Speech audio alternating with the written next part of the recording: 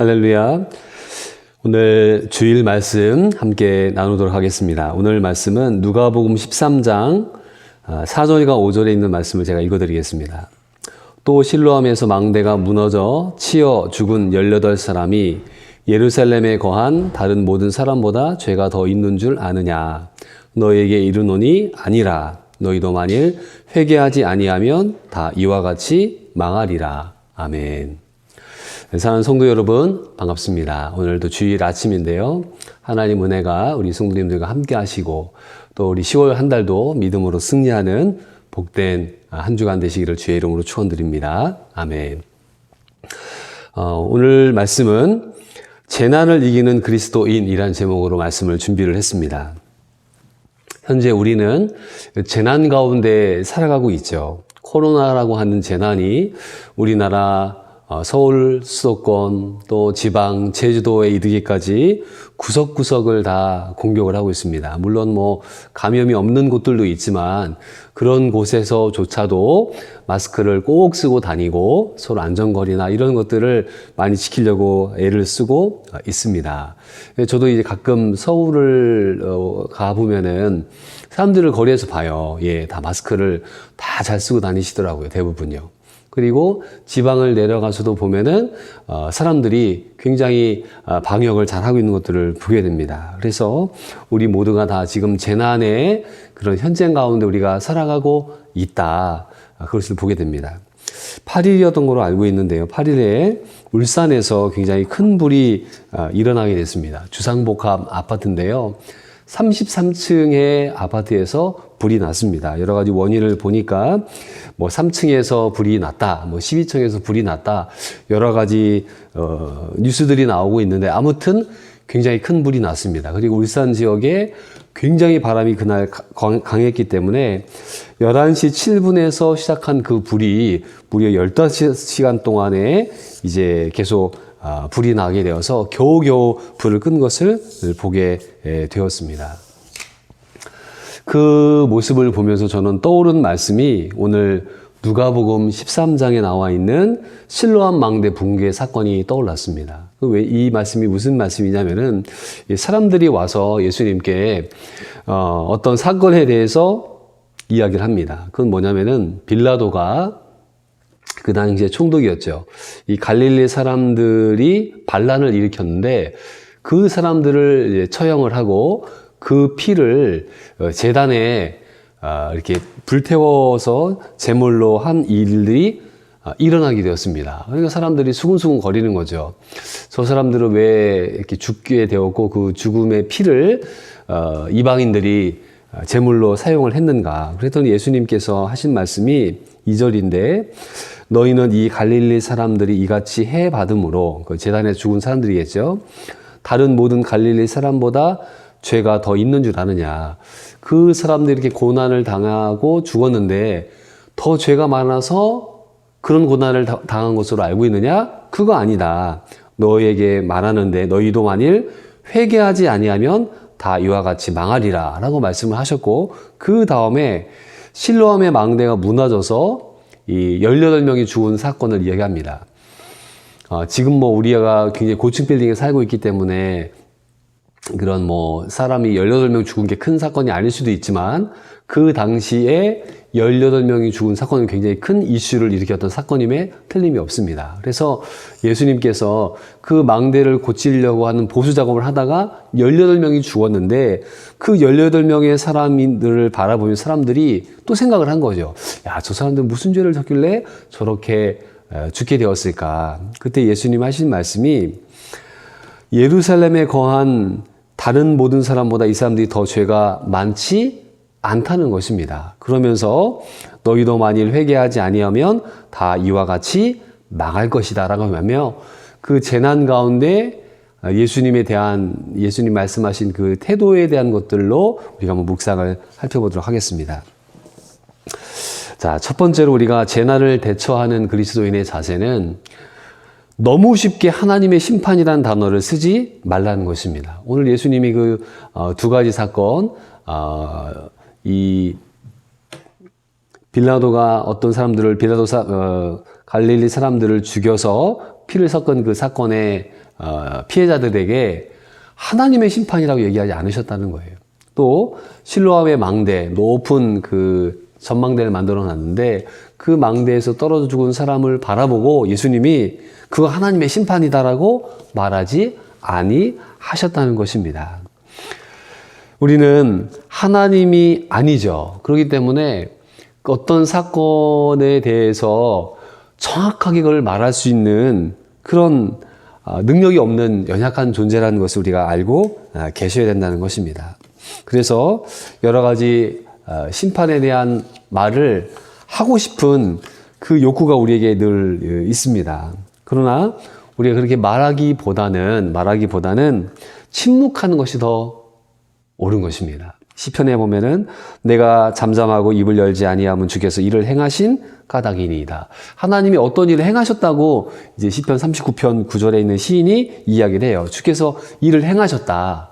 그런데 내가 잠잠히 입을 열지 아니하였다. 그래서 고난과 역경을 만나고 재난을 만난 그런 사람들이 있을 때 그 사람들에게 너무 쉽게 그것이 하나님의 심판이다, 하나님의 벌이다라고 말한다는 것은 굉장히 어렵고 또 오해의 요지가 있다는 것을 우리가 아셔야 됩니다.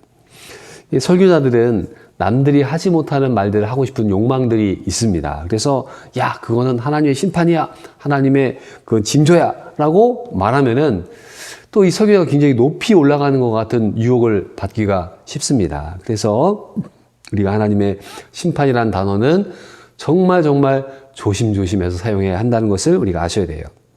두 번째는 이 고난당하는 이웃을 돌아봐야 될 것을 성경이 이야기하고 있다는 것입니다. 로마서 12장 15절에 보면은 즐거워하는 자들과 함께 즐거워하고 우는 자들과 함께 울라라고 되어 있습니다. 로마서 12장은 신앙생활을 하는 우리 그리스도인들에게 주는 생활 규범들을 말씀하고 있거든요. 그 가운데 너희 중에 즐거워하는 사람이 있어요. 어떤 일이 잘 되고 형통한 사람이 있다. 그러면은 우리나라 속담에 보면은 사촌이 땅을 사면은 배가 아프다. 시기와 질투를 하는 것이 인간 본연의 모습인 것을 속담이 얘기합니다.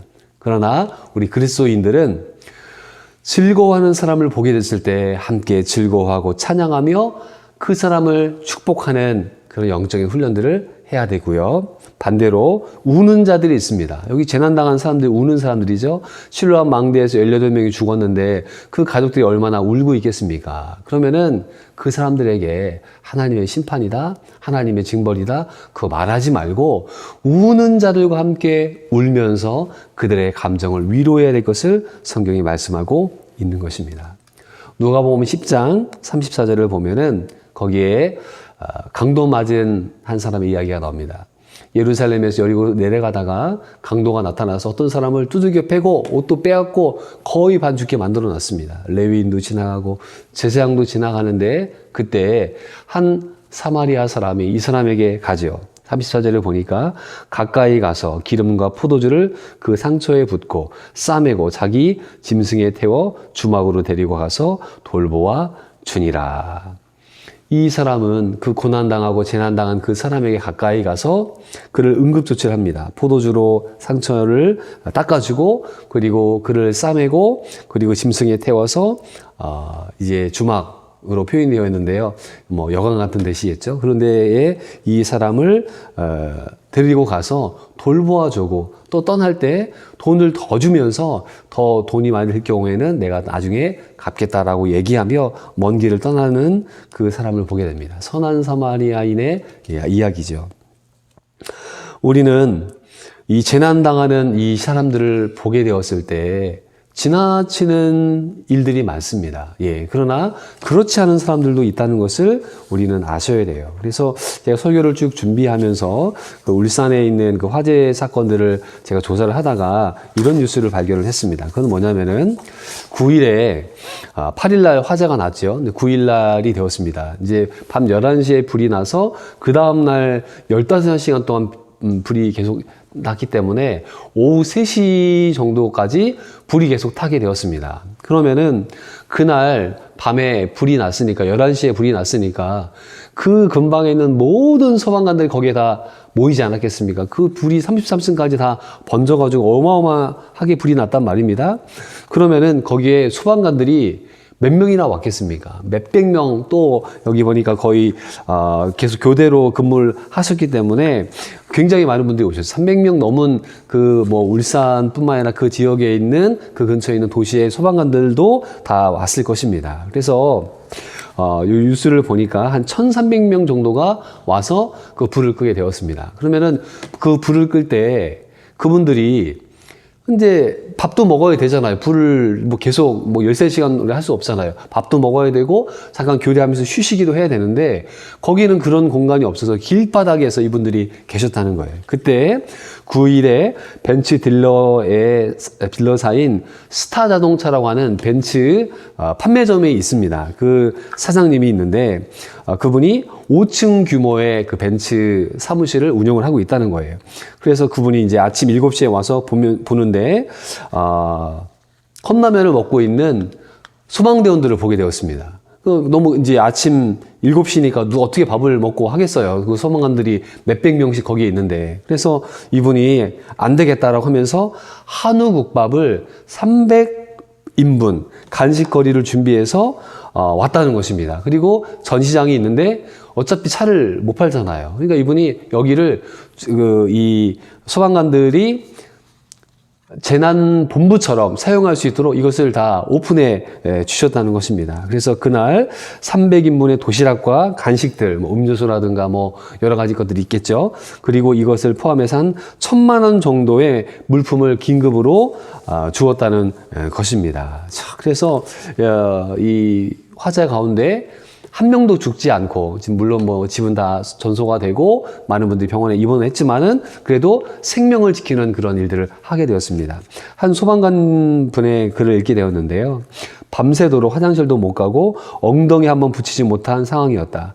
정말 눈물 날 정도로 감동적이었다라고 기뻐했습니다. 그리고 그 김현돈 스타 자동차의 과장님은 얼굴에 새까맣게 끌려서 전시장에 들어오는 소방관들을 보면서 가슴이 뭉클했다. 그리고 그 큰일을 하고 있고 아무 일이 없는 것처럼 툭툭 털고 일어나는 그분들이 진짜 우리의 영웅이다라고 말하는 것을 보게 되었습니다. 그래서 우리가 고난당하고 있는 사람들을 누군가 도와줄 수 있는 사람들이 필요하다. 근데 저는 그 뉴스를 보면서 거기가 만약에 교회였으면 얼마나 좋았을까라는 생각을 저 혼자 해봤어요. 그 고난을 당한 그 분들에게 교회에서 그 일들을 감당했으면 얼마나 좋을까. 저는 우리 교회가 그런 교회가 됐으면 좋겠습니다. 예. 그리고 많은 우리 한국교회 교회들이 그런 일들을 감당할 수 있는 교회로 나아갔으면 좋겠습니다. 세 번째는 재난을 대비하는 지혜를 가지고 있어야 된다는 것입니다. 그 재난을 바라보면서 신속하게 소방대원들이 조치를 했기 때문에 한 사람도 죽지 않고 그 모든 사람들을 다 대피시키는 일들을 하게 되었습니다. 소방관들의 헌신적인 노력들이 거기에 있었고 긴급하지만 정말 준비되어져 있는 매뉴얼대로 그들이 감당을 했다는 것을 우리가 뉴스를 통해 보게 됩니다. 자, 이것을 보면서 저는 요셉이라는 사람이 또 떠올랐습니다. 요셉은 이제 애굽의 종으로 끌려가서 또 감옥살이도 하고 또 그가 이제 애굽의 보디발의 그런 가정 총무 역할을 하면서 많은 일들을 감당을 했죠. 그러다가 이제 꿈을 해몽함으로 말미암아서 애굽의 총리가 되게 되는 그런 기회를 얻게 됐습니다. 그때 왕이 불러서 얘기하죠. 이 흉년을 어떻게 너는 이겨낼 수 있겠느냐라고 했을 때, 7년 동안에 풍년이 들면은 그것을 곡식을 다 조금씩 사 모아서 그걸 준비하고 있다가 흉년이 들면은 그때 그 물건들을 팔아서 이 7년의 위기를 넘으면은 이 위기를 이겨낼 수 있다고 하면서 저축에 대한 지혜를 우리에게 이야기하고 있습니다. 자, 창세기 41장 36절에 보면은 이와 같이 그 곡물을 이 땅에 저장하여 애굽 땅에 이말 7해 흉년에 대비하시면 땅이 이 흉년을 말미암아 망하지 아니하리이다.